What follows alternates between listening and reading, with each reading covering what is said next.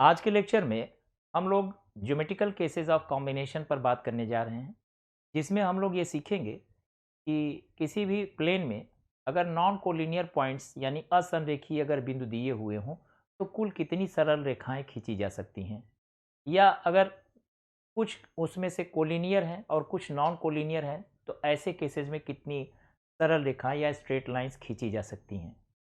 इसके अलावा हम लोग ये भी देखेंगे कि नॉन कोलिनियर पॉइंट्स में से अगर हम ट्रायंगल खींचना चाहें तो कितने ट्रायंगल्स बन सकते हैं, या उसमें से कुछ नॉन कोलिनियर है कुछ कोलिनियर है तो कितने ट्रायंगल्स खींच सकते हैं।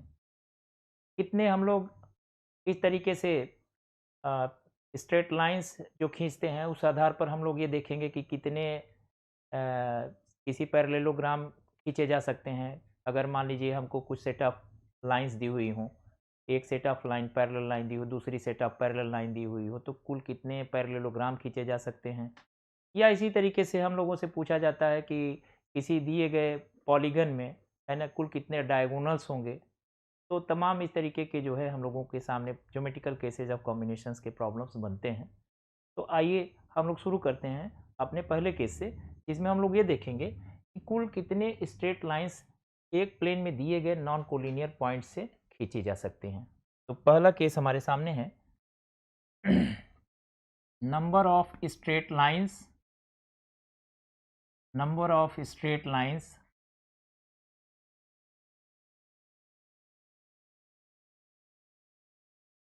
that can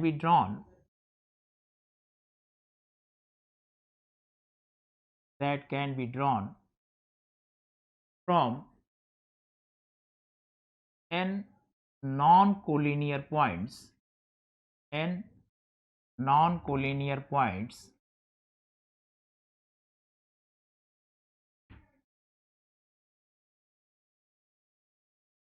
in a given plane.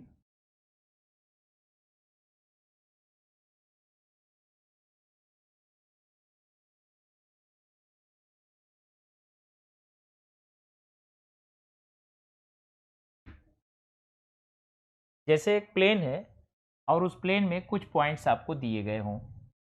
जैसे मैंने ये इस प्लेन में कुछ पॉइंट्स ले लिया P1, P2, P3, P4 and P5।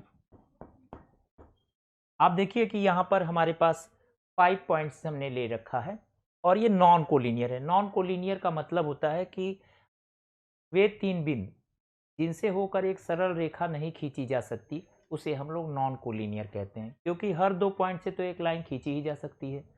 तो जैसे अगर आपको एक पॉइंट ये दे दिया, दूसरा पॉइंट ये दे दिया, तीसरा पॉइंट ये दे दिया, मैं आपको कह रहा हूँ कि ये 3 पॉइंट्स है A1, A2, A3।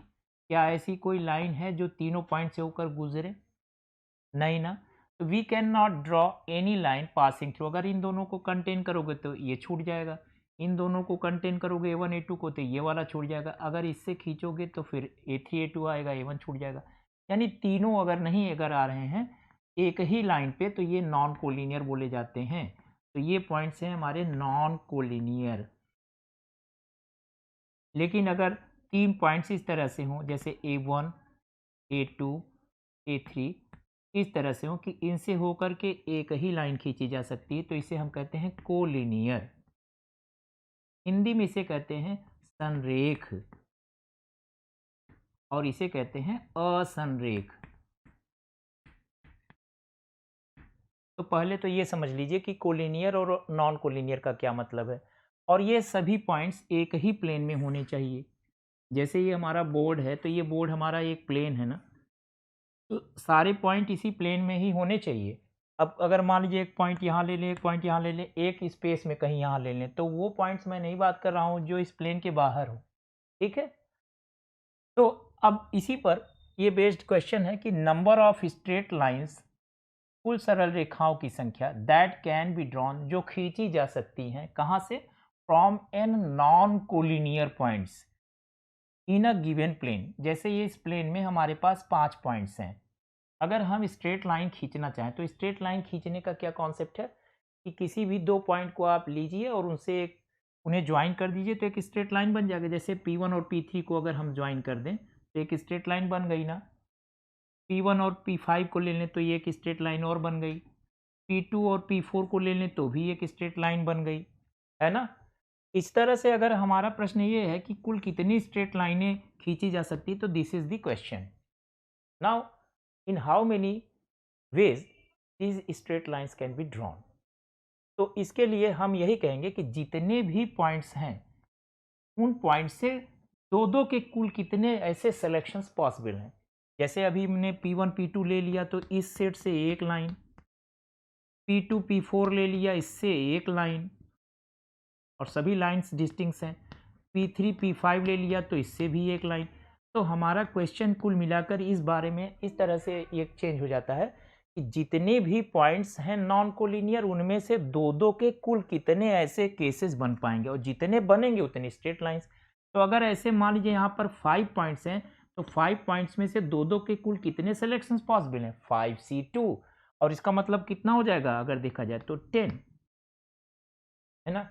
5C2 को अगर हम सॉल्व कर लें तो ये आपका आ जाएगा 5 × 4। एक हमने ट्रिक बताया था आपको कि आप जो है कॉम्बिनेशन में जितने केसेज आप जितने आपके सिलेक्शंस लेने ऑब्जेक्ट्स के उतनी बार आप डिक्रीजिंग ऑर्डर में मल्टीप्लाई करिए। जैसे 5 में से 2 को चूज करना है तो 5 का 2 टाइम्स डिक्रीजिंग ऑर्डर मल्टीप्लाई करिए और 2 फैक्टोरियल से डिवाइड कर दीजिए, तो ये 10 ही आएगा बेटे।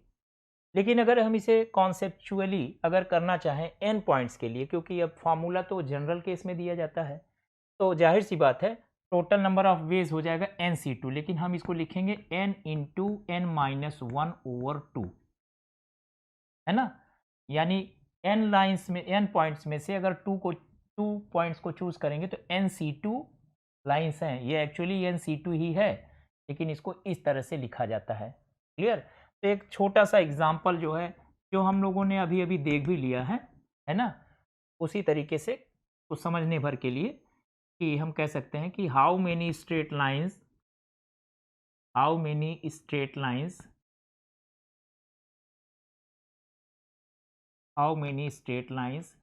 can be drawn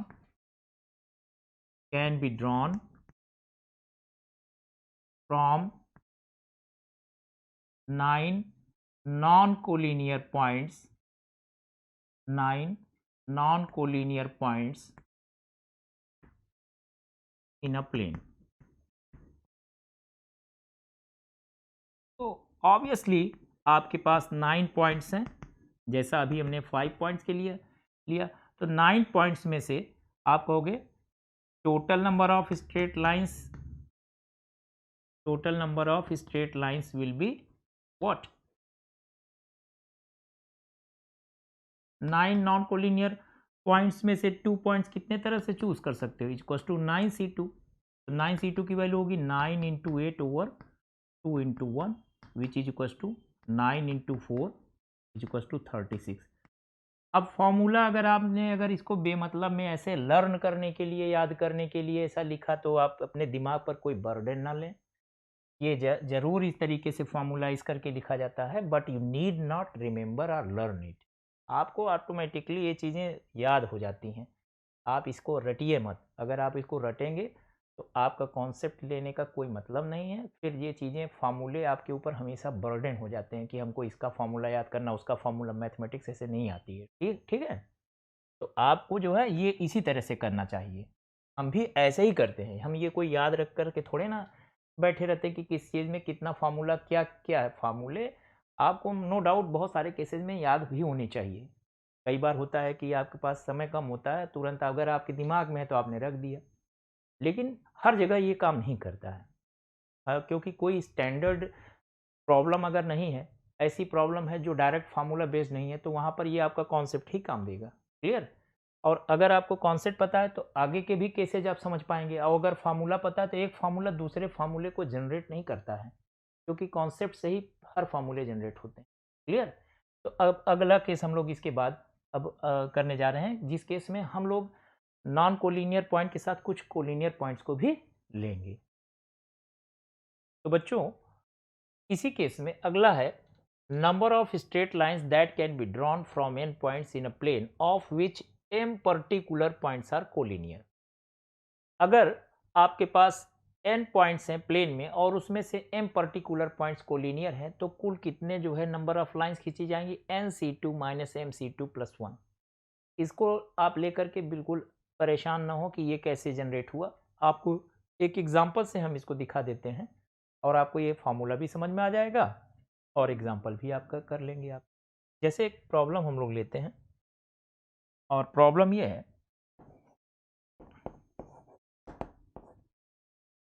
how many straight lines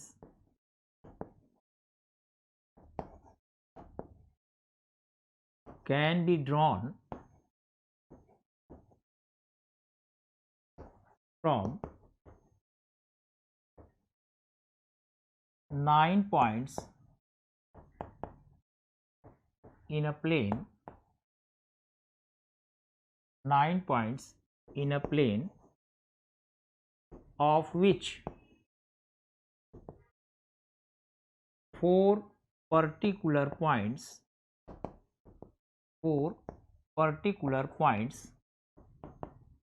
are collinear।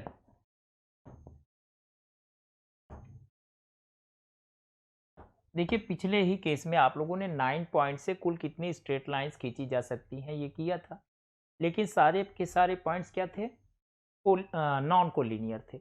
But यहाँ पर क्या है कि 9 पॉइंट्स जो प्लेन में है उनमें से 4 पर्टिकुलर पॉइंट्स कोलिनियर है, 4 एनी नहीं, कोई 4 जो विशेष पॉइंट्स हैं वो कोलिनियर यानी एक ही लाइन में है।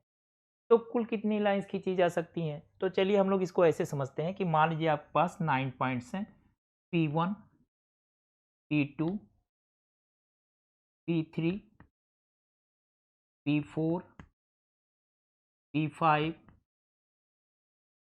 देखिए हम लोग कोई 4 पर्टिकुलर पॉइंट्स एक लाइन में लेना चाहते हैं तो हम लोग क्या करते हैं, P4 P5 और आगे P6 और P7। अब जब कोई 4 हमें एक ही लाइन में लेना है तो हम 4 पॉइंट को एक लाइन में ऐसे ले लें, ये चारों से एक लाइन जा सकती है। जितनी भी लाइंस, जितने भी पॉइंट्स कोलिनियर होंगे उनसे एक ही लाइन जाती है। तो मैंने एक एग्जांपल के तौर पर P4 P5 P6 P7 को ही एक लाइन पे ले लिया और 9 पॉइंट्स है तो अभी हम 2 पॉइंट और बना ले रहे हैं P8 और एक ले रहे हैं P9। अब देखिए बच्चों आपके पास 9 पॉइंट हो गए क्वेश्चन के अकॉर्डिंग और इन 9 पॉइंट्स में से 4 पर्टिकुलर ये पॉइंट कोलिनियर हैं। कौन कौन से, ये P4 से P7 तक ये कोलिनियर पॉइंट्स हैं।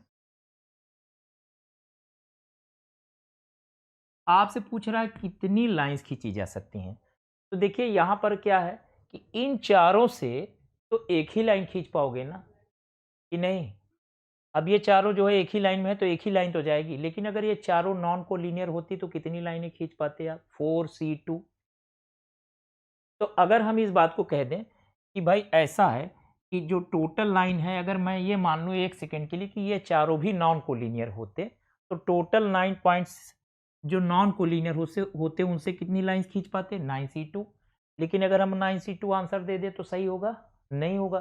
क्यों, क्योंकि ऑब्वियसली इनमें से 4 पॉइंट ऐसे हैं जिससे एक ही लाइन जाएगी, जबकि आपने सभी 9 पॉइंट्स को नॉन कोलिनियर मान लिया है। तो आप मुझे बताइए अगर इन चारों को नॉन कोलिनियर मानकर आपने यहाँ पर जो है लाइंस को खींच लिया है 9C2, तो आप जो है कितनी लाइंस जो है इन चारों से आप लेते अगर नॉन कोलिनियर होता, 4C2 ना, यानी 6 लाइंस आती जो कि नॉन कोलिनियर होने पर होता। तो इतनी गलती की आपने कि आपने 4 को नॉन कोलिनियर माना तो 4 नॉन कोलिनियर पॉइंट से 4C2 लाइन जाती और 9C2 में 4C2 लाइन शामिल है, उनको निकाल दीजिए।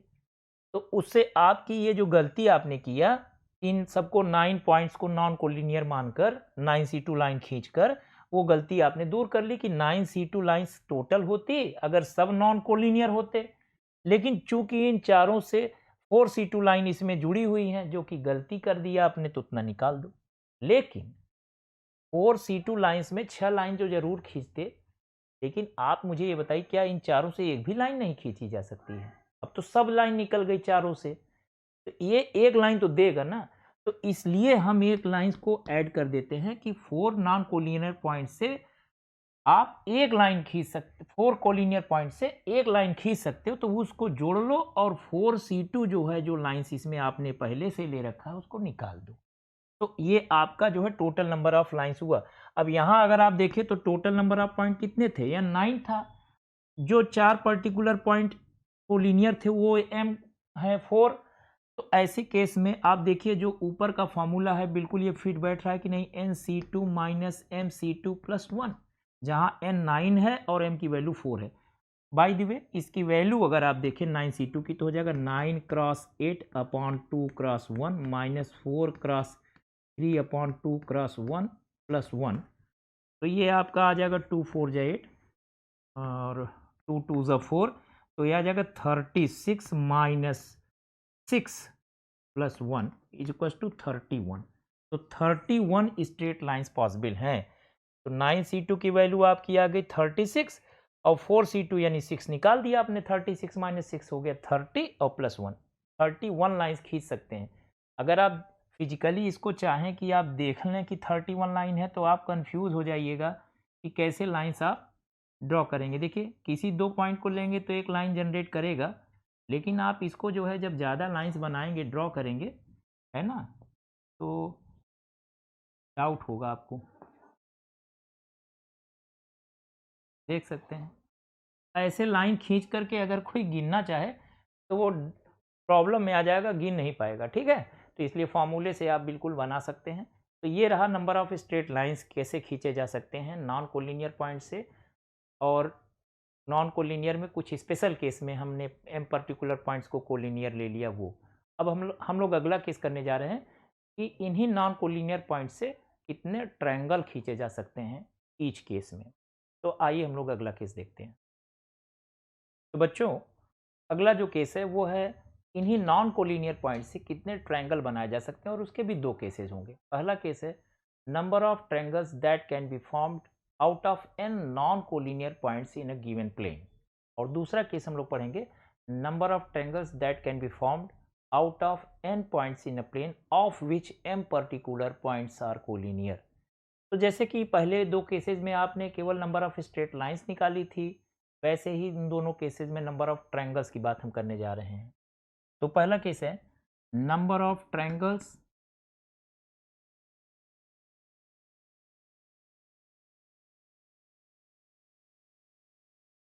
that can be formed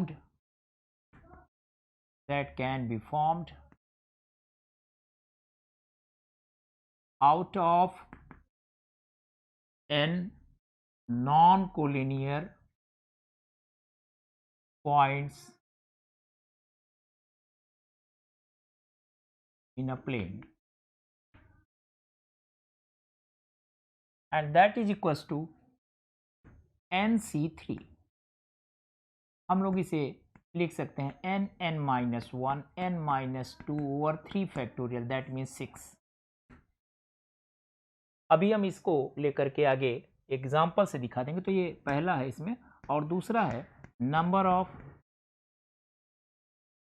of triangles that can be formed out of n non-collinear points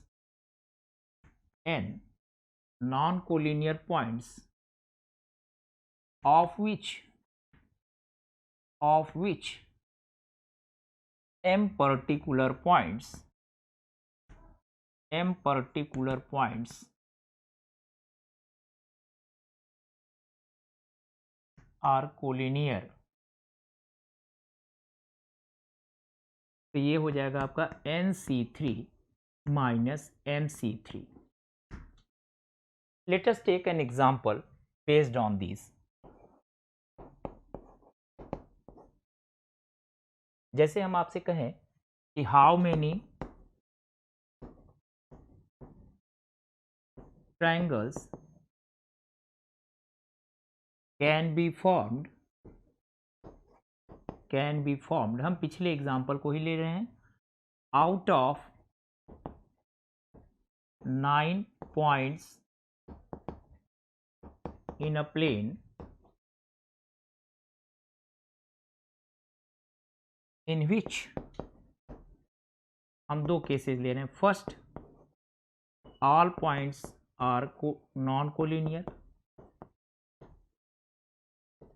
सारे पॉइंट्स नॉन कोलिनियर हैं। और दूसरा हम केस ले रहे हैं, है ना, four particular points are collinear, 9 points में से 4 कोलिनियर हैं। तो पहला जो हम लोग ले रहे हैं वो पहले केस के लिए ले रहे हैं, और जो दूसरा ले रहे हैं वो हम दूसरे केस के लिए ले रहे हैं। तो हम बहुत ही इजीली आपको यहीं पर दिखा सकते हैं। अभी पिछले केस में हमने 9 पॉइंट्स लिए थे, तो मैं यहाँ पे इस चीज़ को दिखा दे रहा हूँ। इफ़ वी हैव 9 पॉइंट्स से P1, P2, P3, P4, और हम 9 पॉइंट्स को अभी ले रहे हैं non collinear, P6, P7, P8 और P9। आप देख सकते हैं कि सारे के सारे पॉइंट नॉन कोलिनियर है, क्योंकि किसी भी 3 से एक लाइन नहीं खींच सकते। तो आप मुझे ये बताइए कि कुल कितने ट्रायंगल बनाए जा सकते हैं। तो ट्रायंगल का मतलब आप समझते हैं ना, मतलब 3 साइड से अगर कोई भी आकृति घिरी हुई हो तो उसे हम लोग ट्रायंगल कहते हैं। Triangle is a geometrical object which is surrounded by 3 straight lines, which is you can say enclosed figure and it contains 3 sides। तो देखिए 3 साइड्स के लिए आपको 3 स्ट्रेट लाइन चाहिए, और ऐसी जो कि एक ट्रायंगल बनाए। तो हमारा कहना है कोई 3 पॉइंट आप ले लीजिए। जैसे मैंने P1 को ले लिया, P2 को ले लिया और P6। तो P1, P2, P6 इन 3 पॉइंट से देखिए एक ट्रायंगल बनेगा, P1, P6 और P2, P6 और P1, P2। देखिए एक ट्रायंगल बना कि नहीं। If you take any 3 point, you can make a triangle out of it. Like you can make P5, P3 and P9। जरा देखिए P3 P9 को मिला दीजिए, P3 P5 को आपस में मिला दीजिए, P9 P5 को मिला दीजिए। क्या एक ट्रायंगल बन गया कि नहीं। देखिए ये एक ट्रायंगल है, और ये वाला दूसरा ट्रायंगल है जो आपने यहाँ बनाया हुआ है। तो this is one triangle and this is another. तो आपने एक में क्या लिया है, P1, P2, P6, और दूसरे ट्रायंगल में लिया आपने कॉम्बिनेशन में P3, P5 एंड P9। तो मेरा ये कहना है कि ऐसे 3 के जितने डिफरेंट कॉम्बिनेशंस बनाएंगे उतने ही तो ट्रायंगल बनेंगे। तो अगर मैं आपसे ऐसे पूछना चाहूँ कि इन 9 नॉन कोलिनियर पॉइंट से कितने ट्रायंगल बनेंगे, तो आप कहोगे कि इन 9 पॉइंट से 3 के ऐसे जितने कॉम्बिनेशंस बना सकते हैं उतने।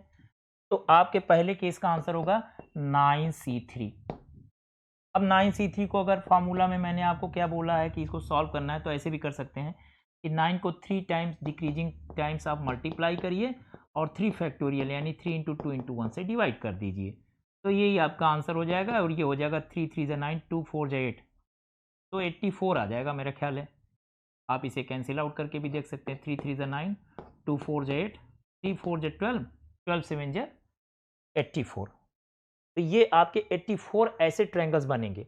लेकिन अगर इसी केस में आप 4 पॉइंट्स को कोलिनियर ले लें जैसा पिछले केस में लिया था। अब सपोज दैट मैं इस केस को हटा करके P8, P7 जैसे P4, तो P4 यहाँ जो लिया था अगर मैं एक साथ ले लूँ P4, P5, P6, P7, तो ऐसे में अगर इन चारों को मैं कोलिनियर ले लूँ, एक सेकेंड के लिए ये चारों मैं कोलिनियर ले लूँ, मतलब एक लाइन इससे पास करके जा सकती है।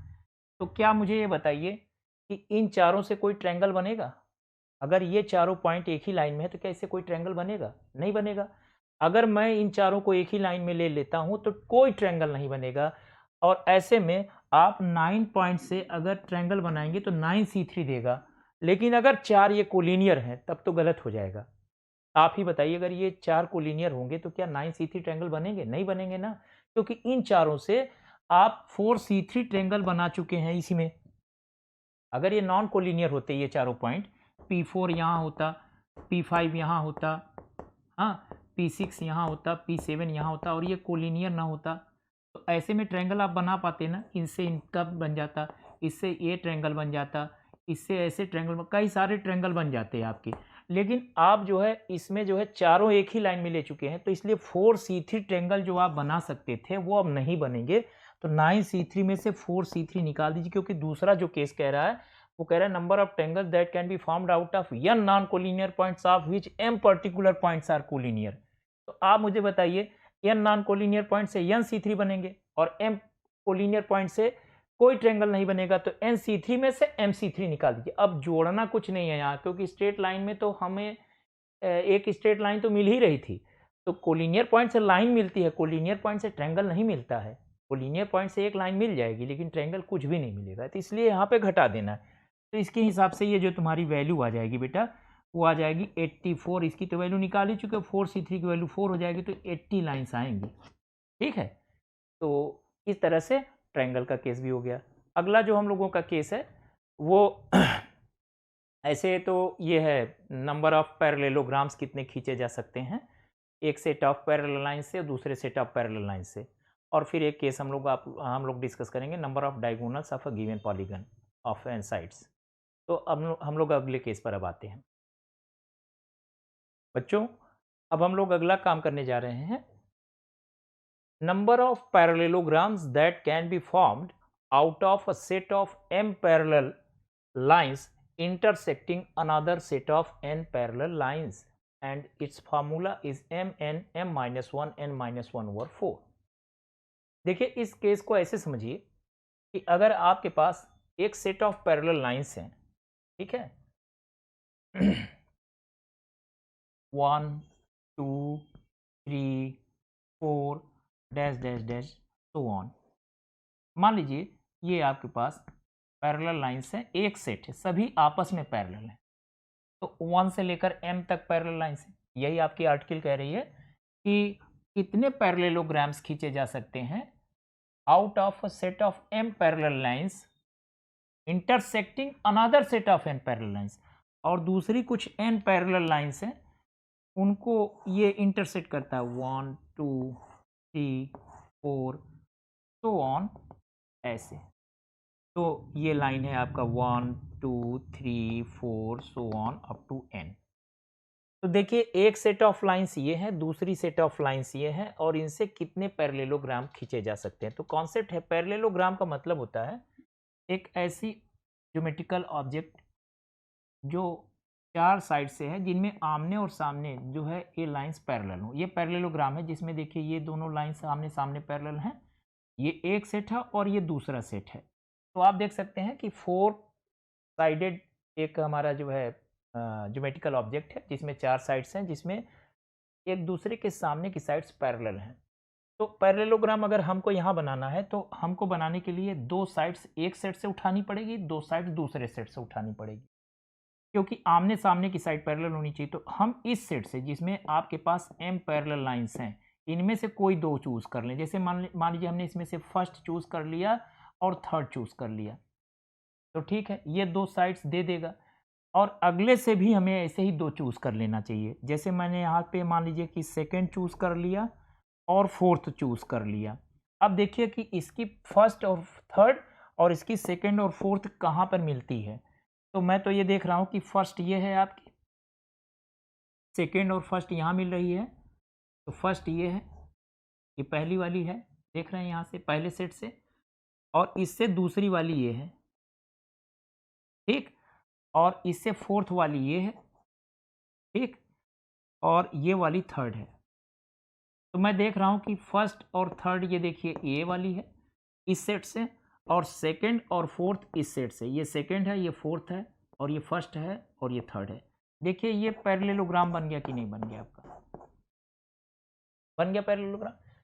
तो आप देख सकते हैं कि हमने एक सेट से दो लाइन चूज की, दूसरे सेट से भी दो लाइन चूज की, तो एक पैरेललोग्राम बन गया। तो कितने पैरेललोग्राम अगर बनेगा ये जानना है, तो हम जितने भी ऐसे केसेस बना सकते हैं जो पहले सेट से दो लाइन चूज कर सकते हो और दूसरे सेट से दो लाइन चूज कर सकते हो, और साइमल्टेनियसली चूज करना है, तभी पैरेललोग्राम बनेगा। तो आप इसमें जो ये फॉर्मूला लिखा हुआ है इसको याद करने की ज़रूरत नहीं है आपको।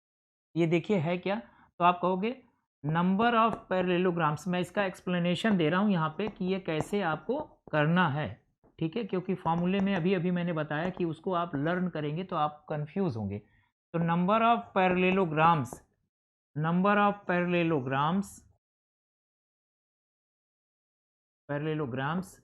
that can be formed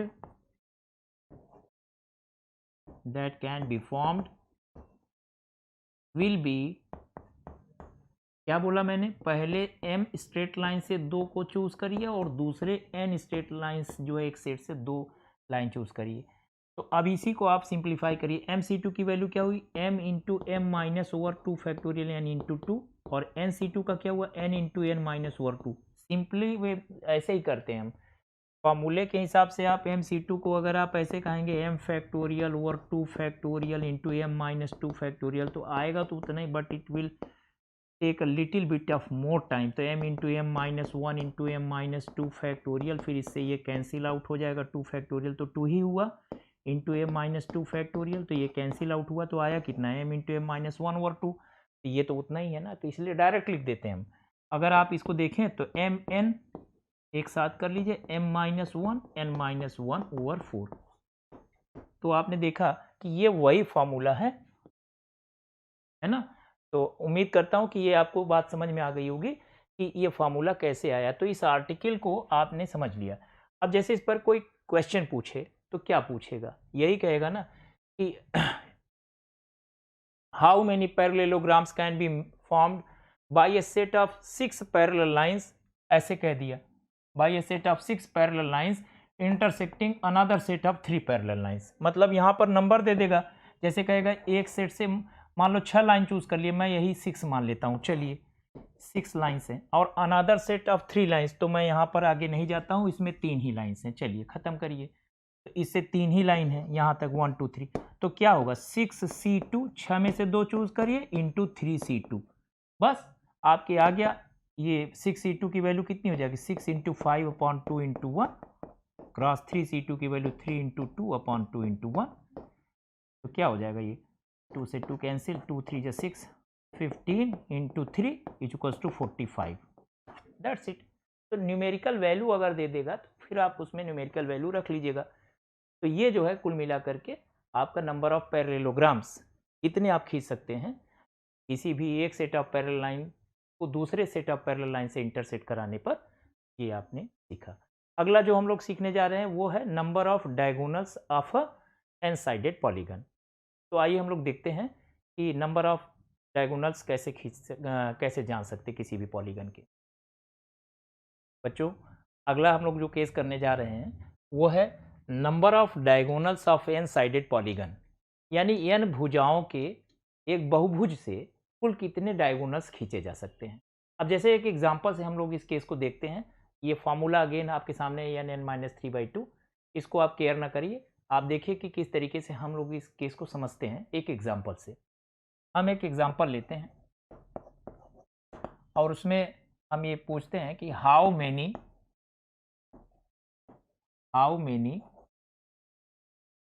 diagonals can be formed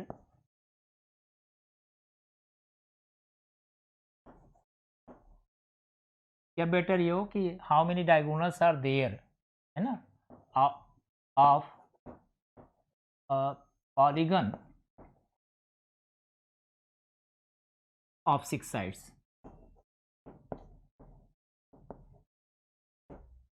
ठीक है, अब जरा देखिए, अगर 6 साइड्स का पॉलीगन है तो मैं आपको इसको इस तरह से बताऊंगा कि मान लीजिए आपके पास जो है 6 साइडेड है, तो ये कैसे बनता है, इसका कॉन्सेप्ट क्या है, जरा देखिए बच्चों। आपके पास ये 6 पॉइंट्स है, 6 नॉन कोलिनियर पॉइंट्स हैं। अगर हम इनको कंसेक्यूटिवली मिला दें तो देख लीजिए क्या आपके पास एक 6 साइडेड पॉलीगन है कि नहीं है। इसे हेक्सागन भी कह सकते हैं,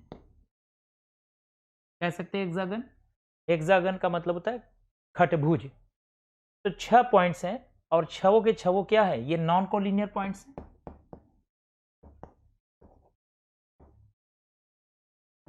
तो मेरा ये कहना है कि अगर 6 नॉन कोलिनियर पॉइंट्स को अगर आपस में मिला दे तो इससे क्या बन रही है, साइड्स बन रही है। क्लियर। हमसे कहा जा रहा है कि कितने डायगोनल है, तो डायगोनल कौन होंगे, अगर किसी भी दो वर्टिसेज, अभी देखिए वर्टिसेज का काम करेंगे, तो ये जो डायगोनल है इसको निकालने के लिए देखिए इसके 6 नॉन कोलिनियर पॉइंट्स को अगर आपस में कंजिक्यूटिवली माने क्रमागत मिला दे तो आपको क्या मिल जाएगा, एक हेक्सागन मिल जाएगा। और ये क्या है, वर्टिसेज यानी शीर्ष है, ठीक है। अगर किसी दो पॉइंट को आप मिला लें जो कंजिक्यूटिव ना हो तो उससे क्या बन जाएगा, डायगोनल बन जाएगा। बात सही है, कोई भी दो मिला लीजिए आपस में तो क्या बन जाएगा, डायगोनल बन जाएगा। आपसे पूछ रहा है कि कितने ऐसे डायगोनल बनेंगे, तो हम इसको बना करके नहीं देखेंगे। हम देखिए एक बात बता दें आपको कि अगर इन 6 नॉन कोलिनियर पॉइंट्स या इन 6 वर्टिसेज में से किसी दो को अगर हम ले लें तो कितने तरह से ले सकते हैं, 6 C2 वेज में, तो उनसे या तो साइड बनेगी या डायगोनल बनेगा। बात सही है कि नहीं, आप बताइए इसका सॉल्यूशन कैसे करेंगे। आप कहेंगे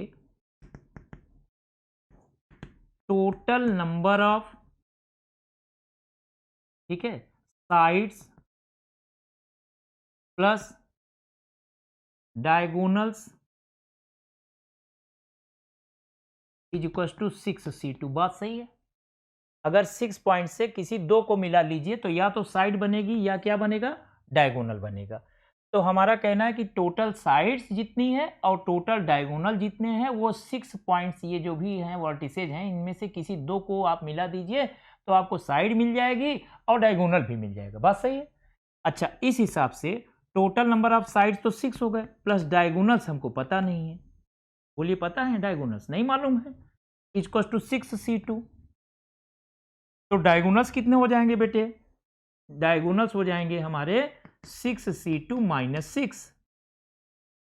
अगर इस हिसाब से 6 के बजाय n साइड्स का होता, n साइडेड पॉलीगन होता तो उसका होता n C2 माइनस n। तो n C2 माइनस n की वैल्यू क्या हो जाएगी, n C2 होगा n माइनस 1/2 माइनस n। अगर इस हिसाब से देखा जाए तो ये हुआ n square minus n minus 2n/n, तो n स्क्वायर माइनस 3n/n। तो इसकी वैल्यू देखें तो क्या हो जाएगा, n माइनस 3 यहाँ पे n नहीं 2 लिखना था, तो देखिए क्या ये वही है, और आंसर तो आपका यहीं आ गया। 6 C2 की वैल्यू कितनी आ जाएगी, 15 माइनस 6 दैट इज 9। तो हम करते क्या है कि हम एग्जाम्पल से फॉर्मूले को भी जनरेट कर देते हैं। आपका आंसर तो यहीं आ गया था 6 C2 माइनस 6। तो यानी एक बार फिर से हम समराइज आपको कर दे रहे हैं कि अगर किसी भी पॉलीगन से आप डायगोनल्स कितने हो सकते हैं, बनाए जा सकते हैं, अगर ये जानना हो तो आपको करना कुछ नहीं, जितना पॉलीगन की जितने साइड्स आप मान लीजिए उतने वो वर्टिसेस देगा, और जितने वर्टिसेज होते हैं किसी पॉलीगन में सब नॉन कोलिनियर होते हैं। अभी कोई भी ऐसा पॉलीगन नहीं हो सकता जिसके वर्टिसेज कोलिनियर हों।